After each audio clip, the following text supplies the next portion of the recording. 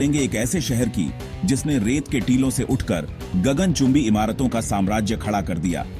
जहां कल तक ऊंटों के काफिले चलते थे, वहां आज दुनिया के सबसे अमीर लोग निवेश करने की होड़ में हैं। जी हां, हम बात कर रहे हैं दुबई की। सवाल है, क्यों दुबई दुनिया से अलग है और कौन से कानून इसे दुनिया की आर्थिक ताकत बनाते हैं? आइए जानते हैं। कई लोग सोचते हैं कि दुबई की अमीरी सिर्फ तेल से आई है, लेकिन यह एक बहुत बड़ा मिथ है।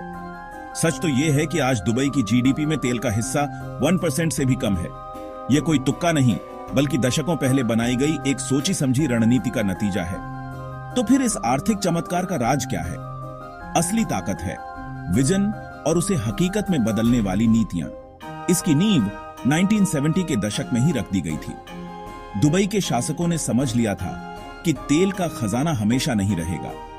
इसलिए उन्होंने फैसला किया कि दुबई अपनी किस्मत तेल पर नहीं, बल्कि व्यापार, लॉजिस्टिक्स और पर्यटन पर बनाएगा। इस विजन को साकार करने के लिए दुबई ने दुनिया के सामने एक ऐसा मॉडल पेश किया जिसने ग्लोबल बिजनेस का नक्शा ही बदल दिया। Free economic zones.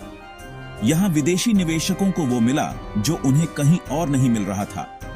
अपनी कंपनी का 100% मालिकाना हक, कोई लोकल पार्टनरशिप की जरूरत नहीं, टैक्स फ्री मुनाफा और आसान बिजनेस रजिस्ट्रेशन। इसका सबसे बड़ा उदाहरण है जेबल एली फ्री जोन, जैफजा। यह दुनिया के सबसे बड़े फ्री जोन्स में से एक है, जो एक विशाल बंदरगाह से जुड़ा है। आज यहां 100 से ज्यादा देशों की 8700 से भी ज्यादा कंपनियां काम कर रही हैं, जिनमें फॉर्च्यून 500 की कई कंपनियां भी शामिल हैं। दुबई का संदेश साफ था, न कोई कॉर्पोरेट टैक्स, न कोई इनकम टैक्स। बस अपना आइडिया लाइए, काम शुरू कीजिए और तरक्की कीजिए। यह एक ऐसा खुला निमंत्रण था जिसे दुनिया भर के बिजनेसमैन ठुकरा नहीं सके। यूएई और खासकर दुबई की सफलता का एक बड़ा राज है उनकी टैक्स पॉलिसी। यहां व्यक्तिगत आय पर कोई टैक्स नहीं है, यानी 0% इनकम टैक्स। यह एक सोची समझी रणनीति है जो दुनिया भर के पैसे और प्रतिभा को अपनी ओर खींचती है। इस टैक्स फ्री माहौल का नतीजा यह है कि दुनिया के बड़े बड़े बिजनेसमैन और करोड़पति यहां आकर बस जाते हैं, जिससे देश में भारी निवेश आता है। साथ ही विदेशी प्रोफेशनल्स को भी नेट सैलरी ज्यादा मिलती है। इससे टैलेंट का पलायन नहीं, बल्कि दुनिया भर से बेस्ट टैलेंट का आगमन होता है, जो दुबई की ग्रोथ को रफ्तार देता है। लेकिन सिर्फ टैक्स ही नहीं, दुबई की सरकार ने वीजा को भी एक रणनीतिक हथियार बना लिया है। गोल्डन वीजा के जरिए निवेशकों और खास प्रोफेशनल्स को 10 साल का लंबा वीजा दिया जाता है, जो उन्हें यहां बसने के लिए प्रोत्साहित करता है। वहीं मल्टीपल एंट्री वीजा व्यापारियों को बार बार आने जाने की सुविधा देता है। इस पूरी रणनीति का केंद्र है दुबई का वर्ल्ड क्लास इंफ्रास्ट्रक्चर और टूरिज्म। दुबई एयरपोर्ट दुनिया के सबसे बिजी एयरपोर्ट्स में से एक है, जो पूर्व और पश्चिम को जोड़ने वाला एक ग्लोबल हब बन चुका है।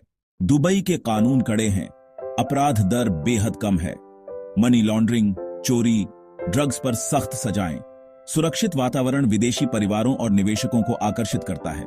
Burj Khalifa, Palm Jumeirah, Dubai metro, hyperloop project ये सिर्फ दिखावा नहीं, बल्कि आर्थिक ताकत के प्रतीक हैं। सरकार ने स्मार्ट सिटी, एआई और डिजिटल सर्विसेज में अरबों डॉलर निवेश किए हैं। दुबई यूरोप, एशिया और अफ्रीका के बीच है, यानी ग्लोबल ट्रेड हब। शिपिंग और एयर कार्गो का सबसे बड़ा रूट यहां से होकर जाता है। तो दोस्तों, दुबई सिर्फ एक शहर नहीं, बल्कि एक आइडिया है। एक ऐसा आइडिया जिसे विजनरी लीडरशिप ने बड़े सपने देखने की हिम्मत से सींचा। यह इस बात का प्रमाण है कि व्यवसाय हितैषी कानूनों और अटूट आत्मविश्वास के साथ क्या हासिल किया जा सकता है। यह सिर्फ एक शहर नहीं, बल्कि भविष्य का एक वैश्विक केंद्र बनाने का विजन है। शायद यही कारण है कि दुबई रेत से उठकर आज दुनिया की आर्थिक ताकत बन गया है। और हां, यहां का फॉर्मूला साफ है, लोगों को टैक्स से राहत दो, सुरक्षित माहौल दो और दुनिया तुम्हारे दरवाजे पर खुद आ जाएगी। शून्य व्यक्तिगत आयकर और एक स्थिर सुरक्षित वातावरण प्रदान करके दुबई ने दुनिया के लिए एक रेड कारपेट बिछाया।